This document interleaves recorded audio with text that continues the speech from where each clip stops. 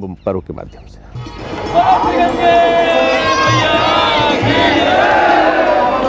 गंगा की आरती का तो अपना ही सुख है, अपना ही आनंद है।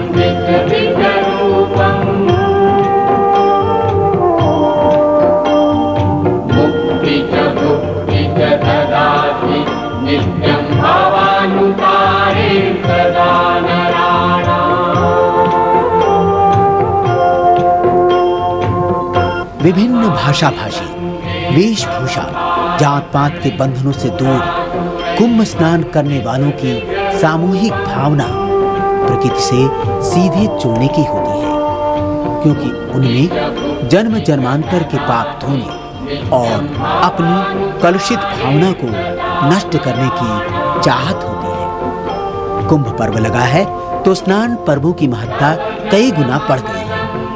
ये एकात्म भाव का दुनिया का सबसे बड़ा मेला है और ये एकत्व की भीड़ ही अमृत कुंभ है।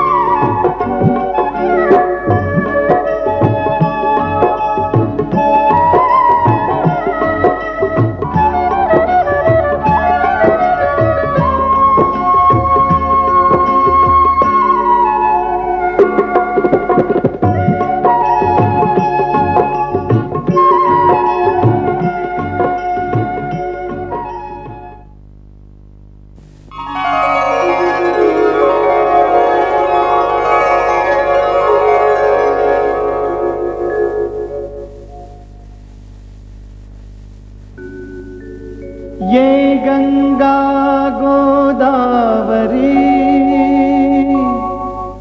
ये क्षिप्रा की धार, त्रिवेणी जी की त्रिलोक में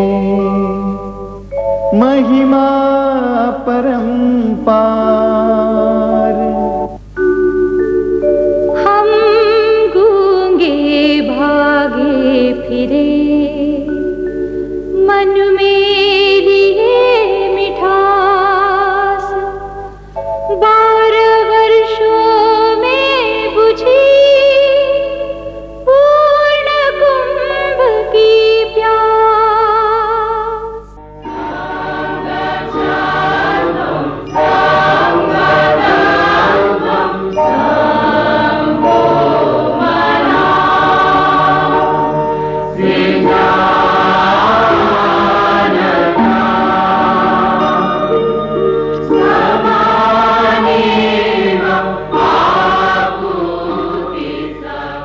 वास्तव में कुंभ स्नान एक प्रक्रिया है मंथन करने की, भजन कीर्तन के साथ चिंतन करने की और प्रकृति से सीधे साक्षात्कार करने की। महाकुंभ स्थली पर, महाकुंभ नगरी में जब सामूहिक रूप में स्नान करने के लिए जनमानस उमड़ता है, तब साधु संतों, ऋषि मुनियों, महर्षि और महामंडलेश्वरों के दर्शन से वो किस तरह से पुष्पित पल्लवित होता है, ये तो बस देखते ही बनता है। अमृत की बूंदें जब तीर्थराज प्रयाग में गिरी तो वहां ग्रह नक्षत्र योग से महाकुंभ का योग बना। गंगे तव दर्शनार्थ मुक्ति। कैलाश पर्वत पर भगीरथ तपस्या से गंगा जब शिव की जटाओं में उलझी तो भगीरथ प्रयास से ही पृथ्वी पर अवतरित हुई और तीर्थराज पहुंचकर पावन गंगा का यमुना और लुप्त सरस्वती से संगम हुआ, वो त्रिवेणी बन गई। तो आइए महाकुंभ नहाने तीर्थराज प्रयाग चले।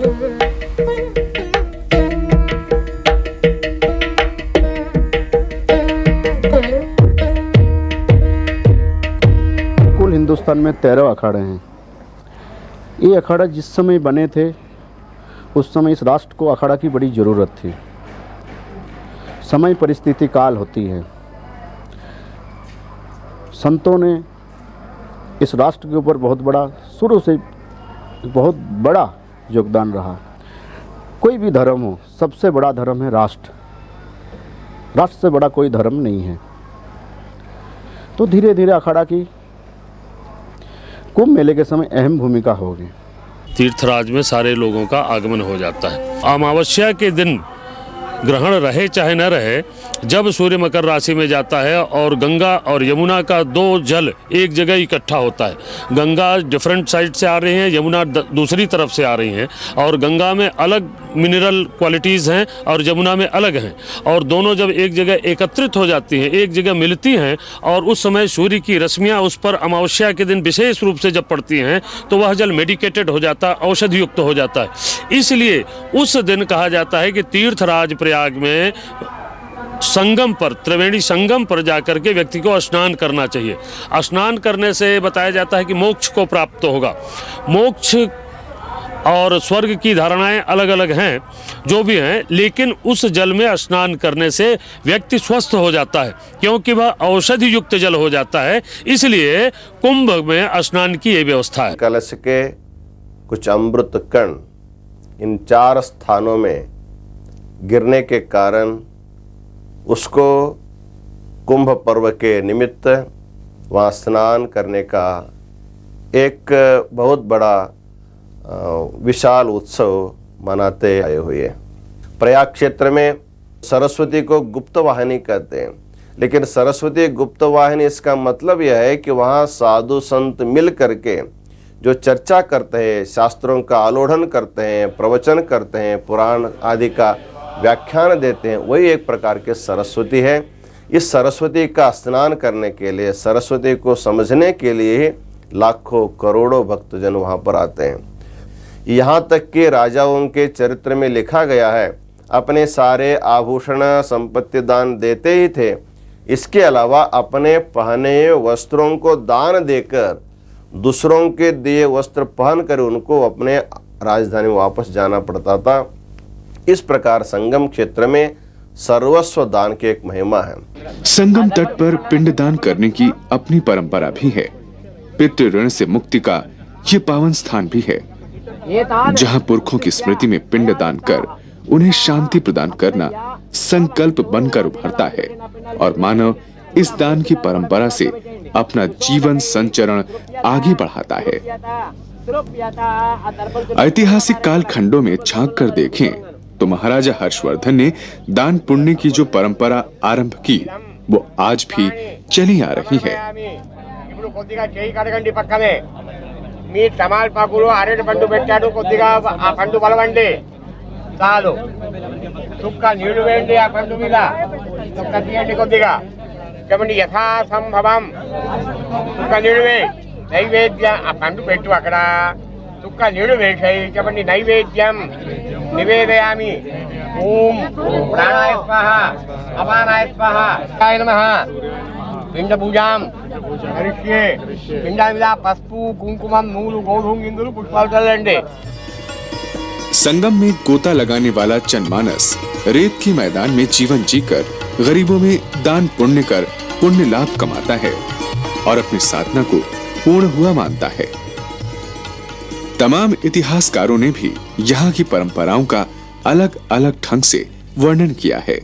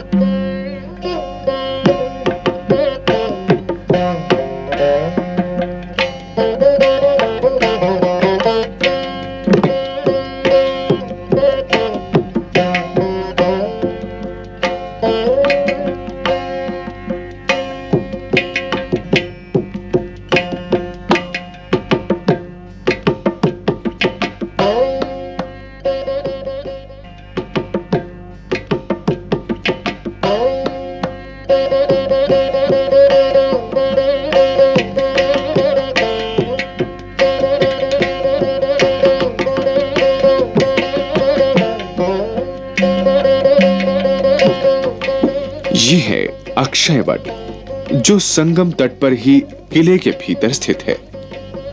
भारतीय संस्कृति में इस अक्षय वट का अतुलनीय वर्णन मिलता है। यह अक्षय वट वृक्ष मनोकामना पूर्ण करने की मान्यता से भरा पूरा है, तो इसे मनोवांछित फल देने वाला भी कहा गया है। मान्यता है कि सीता जी ने अपने पति श्री राम के 14 वर्ष के वनवास को कुशल पूर्वक बीत जाने के लिए अक्षय वट की पूजा की थी।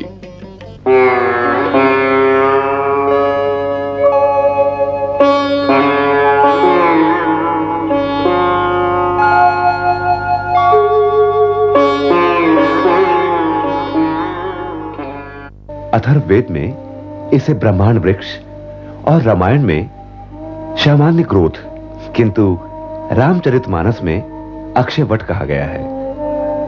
जब चीनी बौद्ध यात्री हुएनत्सांग भारत आया तो इस वृक्ष को देखकर उसने इसे देव मंदिर कहा। 11वीं शताब्दी में भारत आए मुस्लिम लेखक अल बरूनी ने इसे प्रयाग वृक्ष कहकर इसकी महत्ता का वर्णन किया, किंतु जैन साक्ष्य में इसे अक्षय वट ही माना।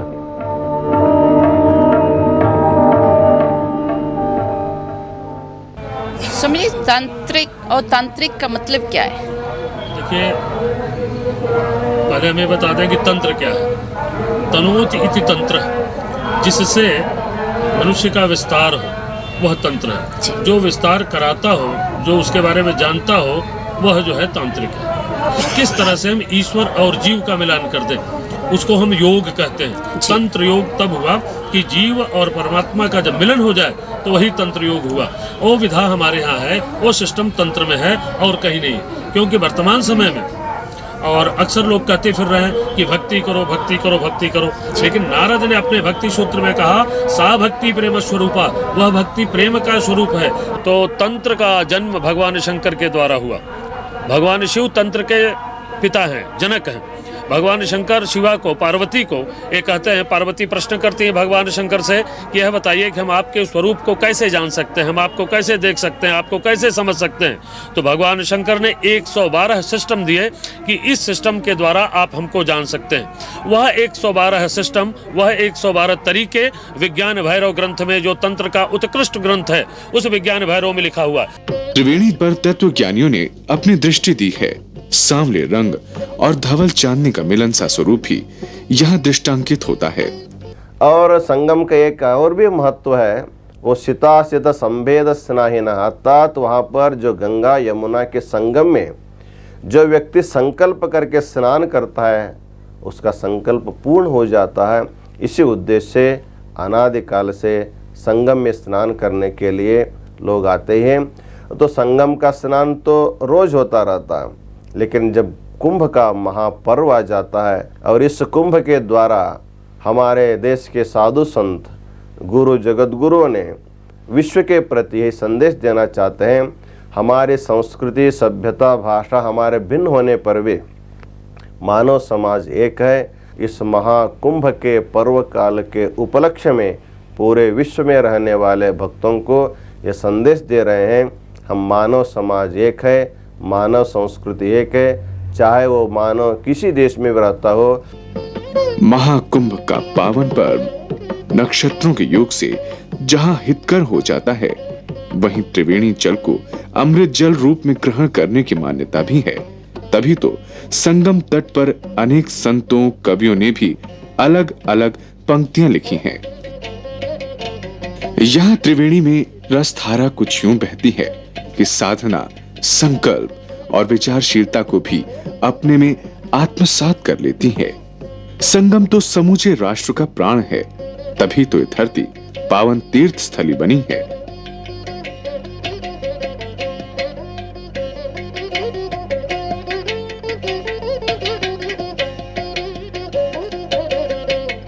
ज्ञानी विज्ञानियों की सिद्ध स्थली अरैल यही संगम तट पर ही है, तो जाने कितने ही यज्ञों की पावन धूप से रची बसी झूसी भी यही है। त्रिवेणी के पावन जल का औषधि रूप में ग्रहण करने की परंपरा भी है। आरोग्यवर्धक ये जल निरंतर ग्रहण करने से तमाम कष्टों से भी निजात मिलता है, क्योंकि नानाविध हितकर खनिज लवणों से युक्त और प्राकृतिक है ये जल। दुर्गणः तिलकं ते प्रशन्ति धर्मकामावसिद्धयेत। ओम मंत्रा सफला सन्तु पूर्णः सन्तु मनोरथः। शत्रुणां बुद्धिनाशाय मित्राणावदस्तु परिपूर्णमस्तु। धनं धान्यम् आयुष्कर्ता मंगलकर्ता क्षेमकर्ता शुभकर्ता प्रभव आयुष्यमान भव कल्याणमस्तु दीर्घायु भव।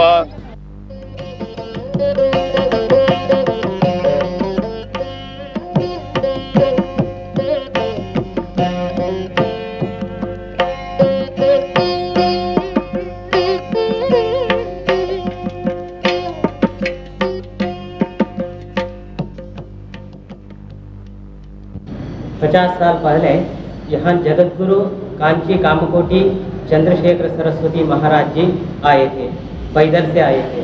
उस समय में 1 महीना यहाँ संगम में पूजा अर्चना कर रहे थे। उस समय में गंगा जी में इस तरफ किनारे एक मंदिर बनाने का इच्छा हुई। उसके लिए आदिशंकर विमान मंडपम खोल के इस मंदिर का निर्माण के लिए 70 में इसका काम शुरू हुआ है और 86 में इसका पूरा हुआ है।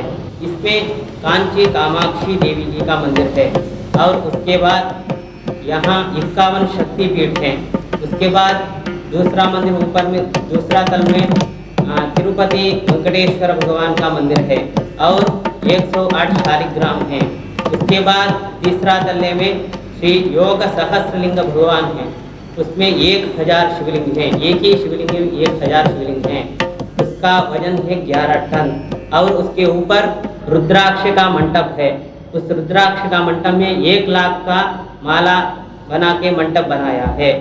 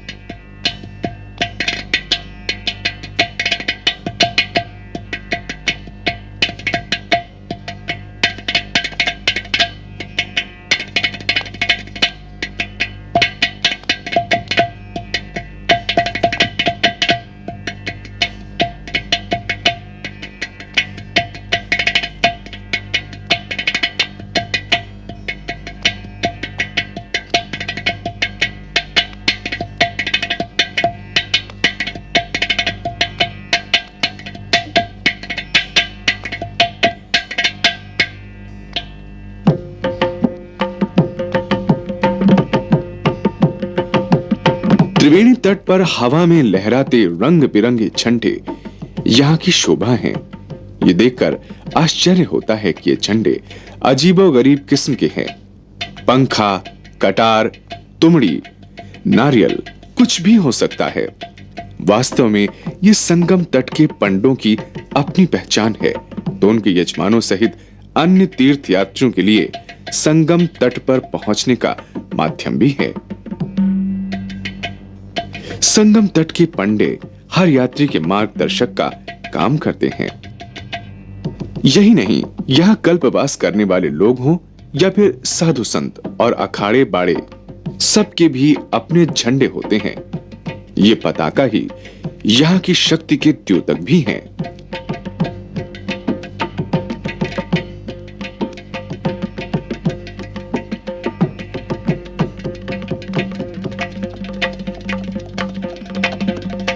कुंभ उन लोगों का, भावनात्मक रूप से जो लोग धार्मिक भावनाओं से युक्त हैं, और उस स्थिति में जबकि ग्रह नक्षत्रों का प्रभाव भी पूरी तरह से इस कुंभ की संरचना के लिए उपयोगी है, क्योंकि उसी दशा में कुंभ लगता है।